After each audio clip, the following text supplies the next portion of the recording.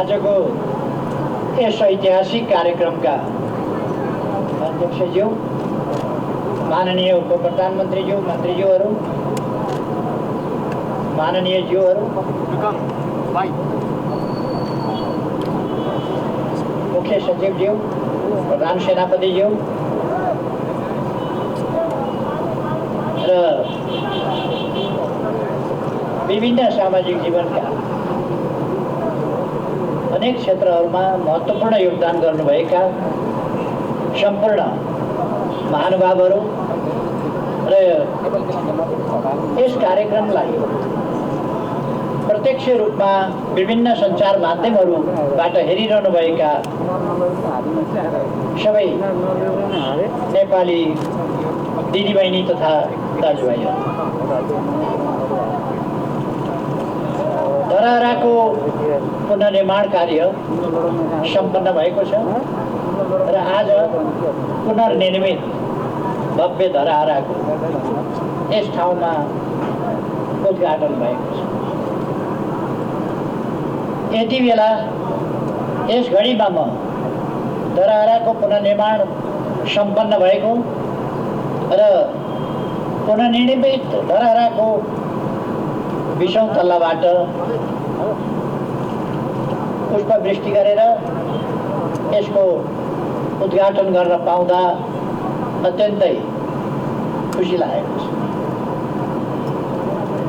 यसका बाँकी कामहरू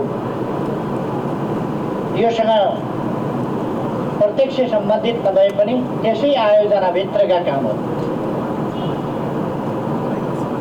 सकेसम्म छिटै सफलतापूर्वक सम्पन्न गर्न म सम्बद्ध सबै पक्षहरूलाई, मित्रहरूलाई आग्रह गर्न चाहन्छु, आह्वान गर्न चाहन्छु। यो निर्माण गर्ने काममा डिजाइनका कामदेखि लिएर यसको हरेक पाइला पाइलामा निरीक्षण गर्ने कामदेखि लिएर यसको समग्र निरीक्षण सुपरिवेक्षणका कामहरू गर्दै यो सफलताका बिन्दुसम्म ल्याइ पुर्याउने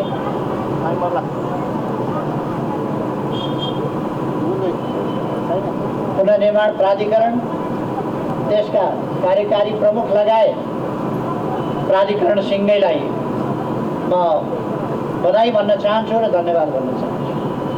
त्यसै गरी यसमा क्रियाशील रहनुहुने सम्पूर्ण इन्जिनियरहरू र अरू तमाम व्यक्तिहरू जसले दुःख मेहनत गरेर यसलाई सम्पन्न गर्नुभएको छ, सबैप्रति पनि म धन्यवाद ज्ञापन गर्न चाहन्छु। आज राति पनि मैले हेरिरहेको थिएँ, राति पनि काम चलिरहेको थियो। यसलाई लिप्ने, बढार्ने, खोज्ने अनेक कामहरू आज राति पनि देखाइराखेको मैले देखेँ। यसरी दिन रात नभनिकन यस काममा जुटेर यसलाई सफल बनाउने सबै धन्यवादका पात्र। यस काममा सहयोग पुर्याउने महानगरपालिका र स्थानीय तहका, प्रदेशका स्थानीय तहका सम्पूर्ण जनप्रतिनिधिहरू, यहाँका माननीय सांसद सबैलाई पनि म धन्यवाद भन्न चाहन्छु। उहाँहरूले अत्यन्तै राम्रो सकारात्मक योगदान गर्नुभएको छ। यो एउटा अत्यन्तै महत्त्वपूर्ण ऐतिहासिक काम हो। हाम्रो इतिहास, हाम्रो गौरव, यो गौरवको रूपमा नै यहाँ स्थापना गरिएको थियो र यस गौरवलाई प्रकृतिले पटक पटक ध्वस्त बनायो, पटक पटक यो पुनर्निर्माण पनि भयो। तर त्यति बेलाको प्रविधि त्यस्तै प्रकारको थियो र हामीले देखिहाल्यौँ। 72 साल वैशाख 12 गते एउटा त्रासदीपूर्ण र विनाशकारी भूकम्पले यसलाई फेरि डरायो। अघि नै हामीले सुन्यौँ यस सन्दर्भमा यो ढल्नसँगै लगभग 5 दर्जन मानिसहरूको ज्यान गएको छ। म उहाँहरूलाई स्मरण गर्दै अहिले पनि फेरि एकपल्ट श्रद्धासुमन अर्पण गर्न चाहन्छु। त्यति बेला देश दुर्घटनामा परेर पनि बाँच्न सबल भएकी चेलीलाई भर्खरै हामीले सम्मान गरेका छौँ। अरू निर्माण काममा जुट्ने साथीहरूलाई हामीले सम्मान गरेका छौँ। उहाँहरू सम्मान लायक हुनुहुन्छ र म उहाँहरूलाई फेरि पनि सम्मान भन्न चाहन्छु जसले सम्मान प्राप्त गर्नुभएको छ। अरू पनि थुप्रै सम्मान प्राप्त गर्न योग्य योगदान गरेका व्यक्तिहरू हुनुहुन्छ, तर त्यसमध्ये छानेर हामीले सीमित गर्नु पर्यो सम्मान प्राप्त गर्ने व्यक्तिहरूलाई। स्वाभाविक हो कि सबैलाई सम्मान गर्न सम्भव पनि भएन, र त्यसमध्ये अग्रणी भूमिका खेल्नेहरूलाई हामीले सम्मान अर्पण गरेका छौँ। हामीले धरहराको पुनर्निर्माण एउटा नेपालको गौरव, काठमाडौँ चिनिने एउटा काठमाडौँको परिचय, नेपालको परिचय, नेपालको गौरव र यससँग एउटा इतिहास पनि जोडिएको छ।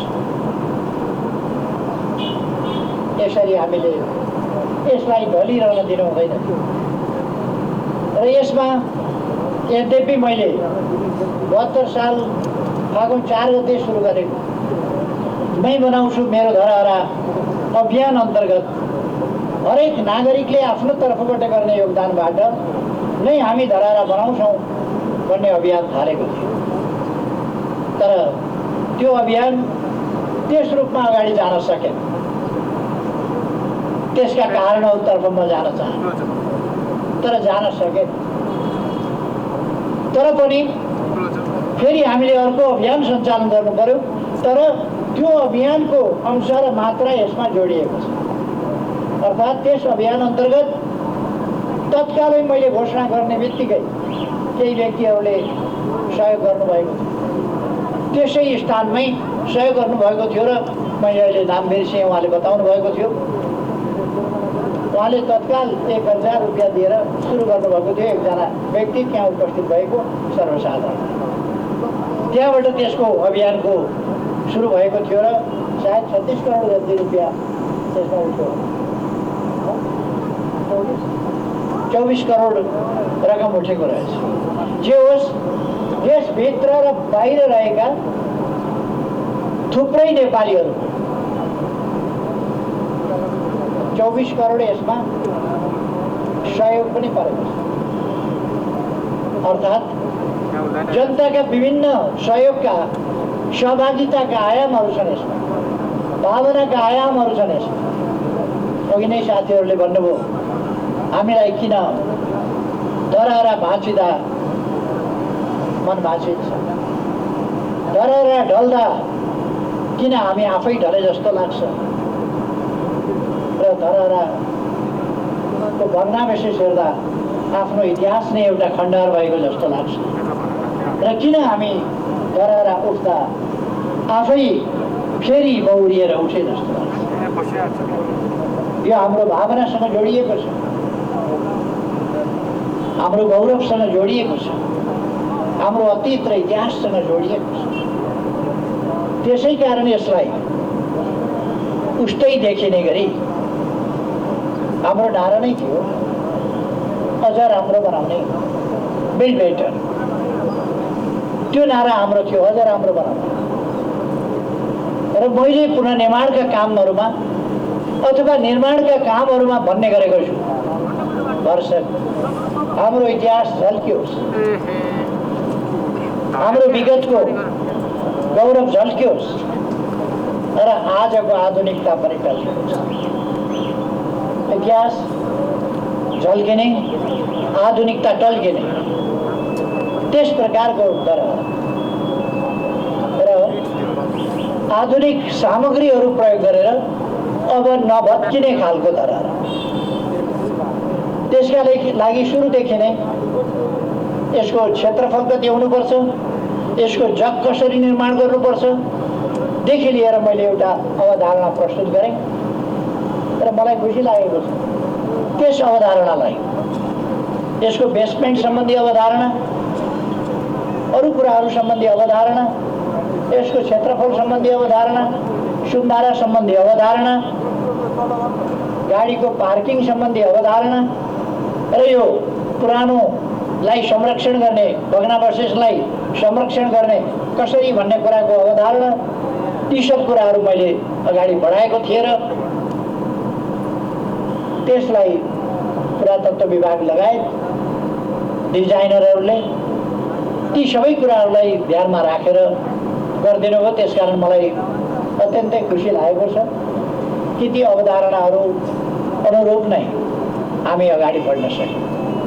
त्यसले गर्दा भव्य धरहरा, बलियो धरहरा, सुन्दर र आकर्षक तर मजबुत धरहरा। पहिलेको धरहरा भन्दा यो 22 मिटर, यो पछिल्लो होइन, पहिले निर्माण गर्दा सुरुमा 11 तले हुँदाखेरि जति थियो 62.88 मिटरको थियो त्यस बेला। तर 62.88 मिटरको ठाउँमा अहिले कति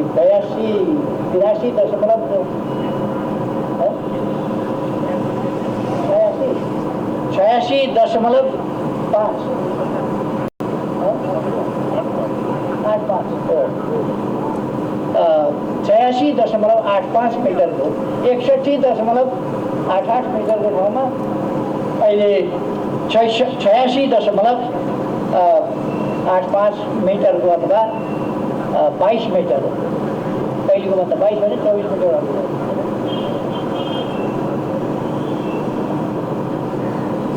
जे होस्, पहिलेको भन्दा 24-25 मिटर 25 मिटर अग्लो रहेछ र मजबुत छ। यसको जग, यसको बनावट, यसमा प्रयुक्त मेटेरियल सबै हिसाबले यो मजबुत छ। यो खुसीको कुरा। यससँगै हामीले अरू थुप्रै निर्माणका कामहरू गरेका छौँ।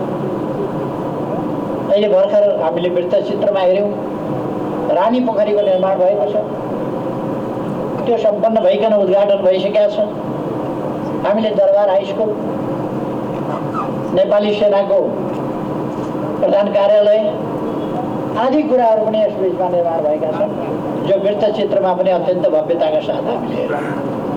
दशरथ रङ्गशालाको पुनर्निर्माण भएको छ र भव्य रङ्गशाला पनि हामीले हेऱ्यौँ। यसरी मैले माथिबाट पनि घुमेर हेरेँ, अत्यन्तै भव्य दृश्य देखिन्छ र त्यो त्यति उचाइमा भएको हुनाले तीव्र वेगका साथ, यहाँ जस्तो होइन, यहाँ हावा चलेको छैन, हल्का हावा चले होला, तर माथि धेरै वेगका साथ हावा चलेको छ। किनभने त्यो त्यति उचाइमा छ जसले गर्दा त्यहाँ वेगका साथ हावा चल्छ, जसलाई कुनै चिजले पनि छेकेको छैन। मलाई अलिअलि आइफल टावर चढ्दाको स्मरण भयो। आइफल टावर चढ्दा माथि पुगेपछि उदम हावा चल्छ। यसमा पनि मान्छेले जहिलेसुकै जस्तोसुकै गर्मीको मौसममा चढ्यो भने पनि त्यहाँको चिसो हावाले बेग्लै प्रकारको आनन्द दिने गरियो निर्माण भएको छ। पुनर्निर्माणका अनेक कामहरू हामीले असाधारण ढङ्गले व्यक्तिगत आवासहरू निर्माण गरेका छौँ, स्कुलहरू, अस्पतालहरू निर्माण गरेका छौँ, अरू कामहरू भएका छन्। र यस बिचमा यी 3 वर्षहरू नेपालको इतिहासमा विकासको तीव्र गतिको एउटा रफ्तारको र त्यसै अनुसारको परिवर्तनको यो अवधि रह्यो। यी 3 वर्षहरूको अवधि रह्यो।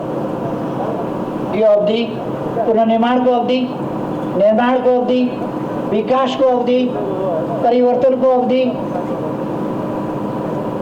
थुप्रै पक्षहरूमा, थुप्रै क्षेत्रहरूमा यो विकासको अवधि रहेको छ। यति बेला म कोभिड-19ले हामीलाई अगाडिदेखि नै ठिलठिल्याउँदै लग्यो। गएको वर्ष पूर्ण रूपमा हामी कोभिड-19बाट हाम्रो सामाजिक जनजीवन, हाम्रो अर्थतन्त्र र हाम्रा विकास निर्माणका कामहरू, पुनर्निर्माणका कामहरूमा समेत गत वर्ष प्रतिकूल असर पर्यो। तर पनि हामीले हिम्मत हारेनौँ। कोभिडकै बिचमा कामलाई तीव्रता दियौँ। रानी पोखरी निर्माण भयो, अरू कामहरू सम्पन्न भए, धरहरा सम्पन्न भयो कोभिडकै बिचमा। अर्थात् कोभिड भयो भनेर हामी निराश भएर बसेन। कोभिडको सम्बन्धमा अपनाउनु पर्ने सतर्कता अपनाउँदै हामीले निर्माणका कामहरूलाई अगाडि बढायौँ। यति बेला म त्यस त्रासदीपूर्ण दुर्घटनाबाट नेपालभरिमा जुन क्षति भयो त्यो अत्यन्तै दुःखद छ। यहाँ क्षति भएको छ, धेरैको जीवन गएको छ। त्यस सन्दर्भमा यहाँ धरहरा ढलेकोबाट त्यससँग सम्बन्धित दुर्घटनामा जीवन गुमाएका परिवारहरूलाई यहाँ सिर्जना हुने जब अपर्च्युनिटिज, कामका अवसरहरू जो यससँग सम्बन्धित, यहाँ पार्किङ छ, यहाँ गार्डन छ, यहाँ अरू चिज छन्, यहाँ धरहरा छ, यसमा सिर्जना हुने अवसरहरू र यसले यहाँ हुनेमा प्राथमिकताका साथ जसको निधन भएको छ यहाँ तिनका परिवारहरूलाई एकजना परिवार कमसेकम एउटा सदस्यबाट एकजनालाई प्राथमिकताका साथ रोजगारी उपलब्ध गराइनेछ। र हामी बाँचेकाहरूलाई हामीले सम्मानित गरेका छौँ, सम्मानित गर्नेछौँ। जसलाई यहाँ पुग्दैन अथवा कामको प्रकृति मिल्दैन त्यस्तालाई अरू ठाउँमा पनि हामी अब उपरान्त धरहरा ढल्दैन त्यो सुनिश्चितता हामीले गरेका छौँ। त्यसकारण यो अन्तिमपल्ट धरहरा जुन ढल्यो त्यसबाट भएको क्षतिको सम्बन्धमा हामी अलिकति बढी संवेदनशील पनि छौँ। र धरहराको मात्रै पुनर्निर्माण होइन, धरहराबाट जुन क्षति भयो त्यसको पनि पुनरुत्थान, त्यतापट्टि पनि हामीले ध्यान दिनेछौँ भन्ने कुरा म यहाँ राख्न चाहन्छु। अब म धेरै कुराहरू भन्नुभन्दा पनि समृद्ध नेपाल, सुखी नेपाली बनाउने हाम्रो राष्ट्रिय आकांक्षा, हामी देशलाई एउटा सुशासनयुक्त, आधुनिक, विकसित, अत्यन्तै सभ्य, सम्भ्रान्त, आकर्षक, सुन्दर, विकसित देशको रूपमा बनाउन चाहन्छौँ, विकास गर्न चाहन्छौँ। र त्यो समृद्धि जनतालाई उपलब्धिहरूको हिस्सेदारी पनि समुचित ढङ्गले उपलब्ध गराउने गरी, कोही पनि भोकै नपर्ने गरी, कोही पनि भोकमरीमा परे भन्ने स्थिति नहुने गरी नेपाललाई विकसित गर्छौँ। यस बिचमा हामीले सडकभरि देखिने बालबालिकाहरू, त्यो सडकमा देखिने स्थितिलाई अन्त्य गरेका छौँ र अन्त्य गर्दै जानेछौँ। मैले भनेको छु काठमाडौँका सडकभरि सहयोगापक्षी मानवहरू देखा पर्थे, अहिले देखा पर्दैनन्। देखा पर्यो भने उनीहरूको हामी बन्दोबस्त गर्छौँ। त्यसर्थ यो 2078 साललाई हामीले विभिन्न ढङ्गले अनेक कुराहरू नयाँ घोषणा गरेका छौँ। 2078 साल सडक बालबालिका मुक्त, सडक सहयोगापक्षी मानव मुक्त र सडक भिखारी मुक्त नेपाल हुनेछ। शीघ्रै नेपाललाई हामी 78 सालभित्र सडक बालबालिका मुक्त, भिखारी मुक्त र सहयोगापेक्षी मानव मुक्त, कोही पनि अलपत्र हुन पाउँदैन यहाँ, किनभने यहाँ अभिभावकत्व लिने सरकार छ। जो दुखी छ, जो गरिब छ, उसको दुःख, उसको गरिबी, उसका समस्याहरू समाधान गर्ने सरकार छ। यति बेला म नेपाली जनतालाई, सम्पूर्ण दिदीबहिनी दाजुभाइहरूलाई आग्रह गर्न चाहन्छु, देश हामीले बनाउने हो, हामीले बनाउने हो देश,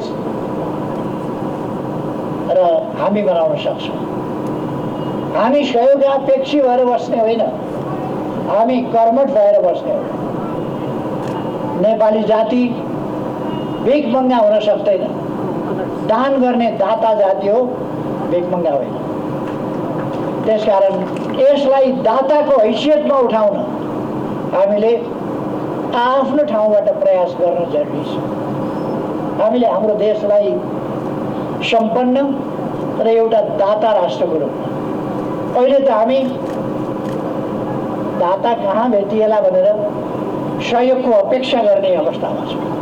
यस अवस्थालाई हामीले फेर्नुपर्छ। हामीसँग स्रोतहरू छन्, हामीसँग खनिजहरू छन्, हामीसँग उर्वर जमिन छ, हामीसँग नदीनालाहरू छन्, हामीसँग हिमाल छ, हामीसँग पहाडहरू छन्, हामीसँग उपत्यकाहरू छन्, हामीसँग तराई छ, हामीसँग भौगोलिक विविधता छ, जैविक विविधता छ, वनस्पतीय विविधता छ। यो साधारण कुरो होइन। हामीले विविधता अनुरूपका उत्पादनहरू गर्न सक्छौँ। हामी खाद्य वस्तुहरूको उत्पादन, आवश्यक उपभोग्य सामग्रीहरूको उत्पादन गर्न सक्दछौँ। त्यसका लागि चाहिने कच्चा पदार्थ हामी आफ्नै देशमा पाएसम्म आफ्नै देशको उत्खनन गर्छौँ, प्रशोधन गर्छौँ र त्यसलाई कच्चा पदार्थको रूपमा अगाडि बढाउँछौँ। हामीले तेल खानीको अन्वेषण गरिरहेका छौँ। हामी फलाम खानीको अन्वेषण गरेर अब फलाम खानी सुरु गर्ने दिशामा अगाडि बढिरहेका छौँ। त्यसो गरेपछि हामीसँग आइरन एन्ड स्टिल, त्यसको लागि बाहिर जानु पर्दैन। हामी अरू अटोमोबाइल्स आदिका फ्याक्ट्री, इलेक्ट्रोनिक गुड्स, त्यसका निम्तिका सामग्रीहरू आफै उत्पादन गर्न सक्छौँ। त्यसै कारण हामी अब विभिन्न चिजहरू आफ्नै देशमा, रासायनिक मल आफ्नै देशमा, इलेक्ट्रिक गाडी आफ्नै देशमा लगायतका चिजहरू, अरू मेसिनरी सामानहरू यो हामीले प्रयोग गर्नै पर्ने भएपछि मोबाइल किन आफै उत्पादन नगर्ने, कम्प्युटर किन आफै उत्पादन नगर्ने, टेलिभिजन हेर्नै पर्ने भएपछि टेलिभिजन हामीले किन आफै उत्पादन नगर्ने। जे चिज हामीलाई चाहिन्छ ती चिजहरू हामी आफैले उत्पादन गर्नुपर्छ। हामी उत्पादक हुनुपर्दछ, उपभोक्ता मात्रै होइन। अहिलेसम्म हाम्रो ट्रेड उपभोक्ताबाट ट्रेड छ। हामी जे पनि उपभोक्ताको रूपमा उपभोग गर्छौँ, बाहिरबाट आयात गर्छौँ, दुःखले कमाएको पैसा बाहिर पठाउँछौँ, अरूको बजार बन्छौँ, आफ्नो सामान उत्पादन गर्न सक्दैनौँ। यो स्थितिको अन्त्य गर्नुपर्छ। यो स्थितिको अन्त्य गर्नका लागि नै सरकार लागेको छ र यसका नतिजाहरू हरेक क्षेत्रमा अत्यन्तै तीव्र गतिका साथ काम गरिरहेका छौँ। आज बिहान मात्रै हामीले वीरेन्द्र सैनिक अस्पताल, त्यस ठाउँमा अर्को 750 बेडको आधुनिक सुविधा सम्पन्न भव्य अस्पतालको शिलान्यास गर्यौँ, जहाँ आकस्मिक रूपले आइपर्ने समस्याहरू, अप्ठ्याराहरू 6000 सम्मलाई सम्बोधन गर्न सक्ने, उपचार गर्न सक्ने गरीका 6000 थपलाई उपचार गर्न सक्ने र नियमित रूपमा 750 बेडको स्तरीय विभिन्न विधाहरूमा उपचार गर्न सक्ने त्यस प्रकारको अस्पतालको शिलान्यास हामीले गरेका छौँ। हामीले शिक्षाको क्षेत्रमा विश्वविद्यालयहरू, विद्यालयहरू, महाविद्यालयहरू, अरू विभिन्नको पुनर्निर्माण र निर्माणका कामहरू गरिरहेका छौँ।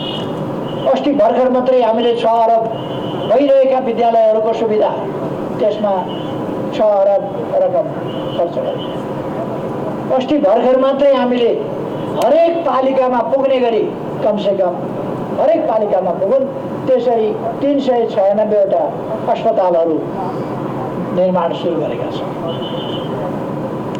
साना अस्पतालहरू, खास गरी 5 शैय्यादेखि 10 र 15 शैय्याका अस्पताल, ताकि ती प्रारम्भिक सुविधाहरू, प्राथमिक उपचारका सुविधाहरू आदि कुराहरू ती ठाउँहरूमा पुगुन्, डाक्टर सहितको सुविधा त्यहाँ उपलब्ध हुन सकोस्।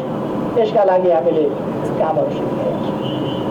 अहिले हामीले गरेका विकासका कामहरू, हामीले गरेका नयाँ नयाँ कुराहरू, नयाँ नयाँ चिजहरू के हामीले गऱ्यौँ त्यो सबैको फेरिस्त अहिले म यहाँ प्रस्तुत गर्न लागिरहेको छु।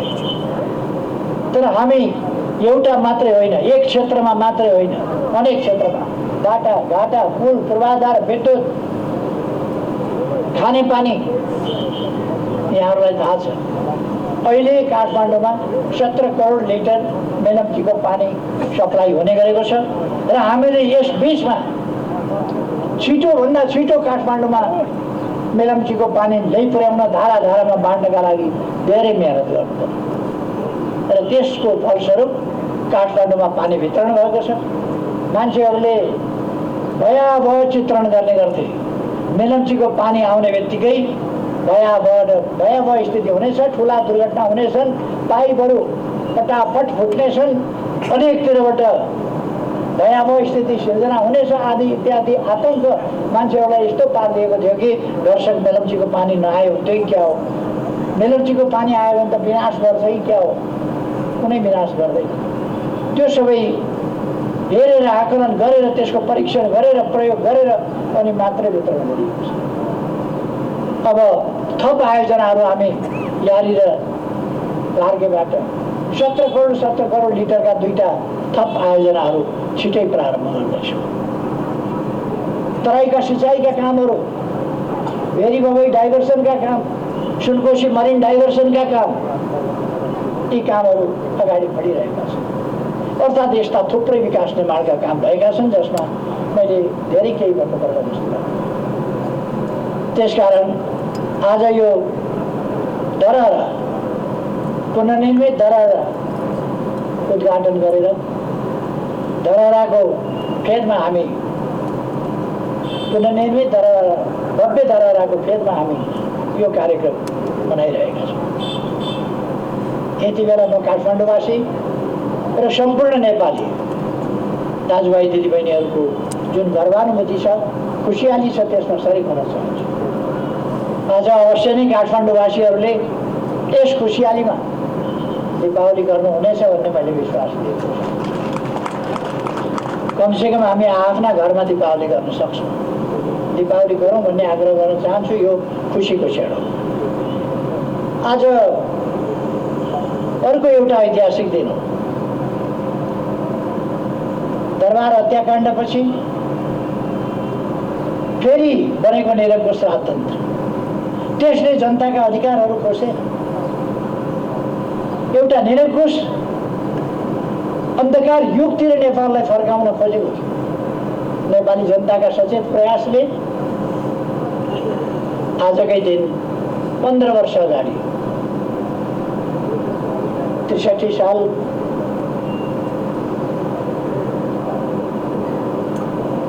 वैशाख 11 गते सफलता प्राप्त गरेको थियो र यसलाई हामी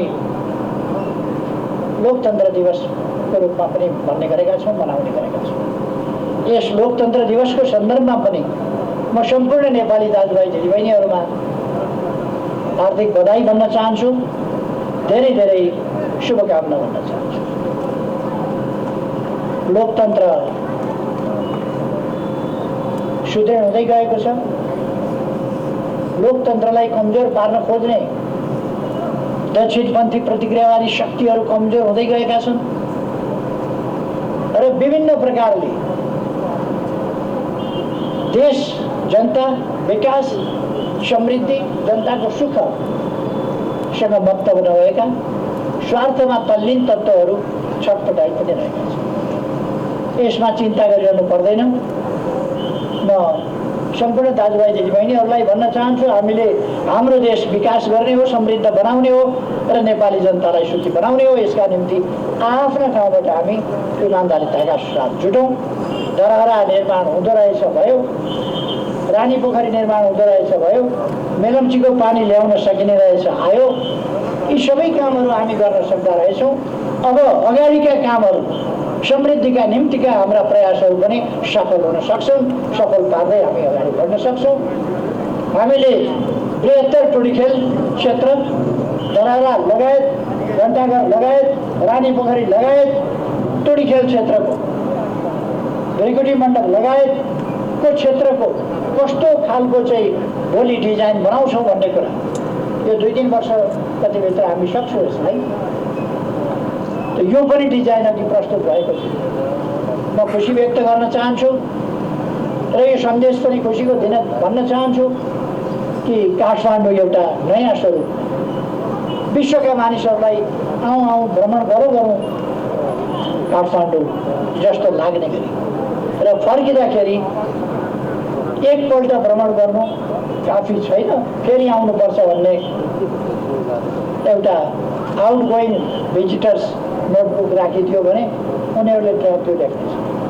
त्यस्तो काठमाडौँ बन्दैछ, त्यस्तो नेपाल हामी बनाऊँ, यही आग्रहका साथ आजको यस खुसियालीमा सबैसँग म खुसी सेयर गर्दै आफ्नो भनाइ टुक्याउँछु। धन्यवाद। पुनर्निर्मित धरहरा समुद्घाटन समारोहका प्रमुख अतिथि सम्माननीय प्रधानमन्त्री केपी शर्मा ओलीज्यू समक्ष सम्बोधन